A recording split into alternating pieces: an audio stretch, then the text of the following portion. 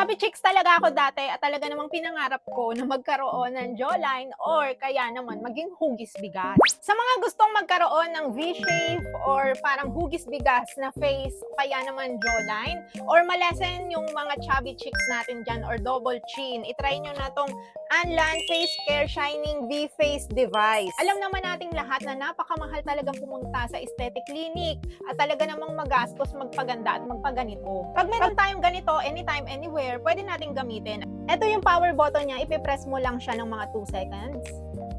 At ayan, mag-o-open na siya. Yung red light is para ma-brighten and ma-rejuvenate yung skin natin. Yung blue light naman is for acne and skin purifying. Meron na rin siyang remote control para mas easy natin siyang ma-operate. 4 na rin yung mode niya. May massage mode, kneading mode, acupuncture mode, and pounding mode. Yung massage mode, nag-firm siya ng jawline. Kneading naman improves skin laxity. Yung acupuncture naman increases skin elasticity. And last, yung pounding modes improves double chin.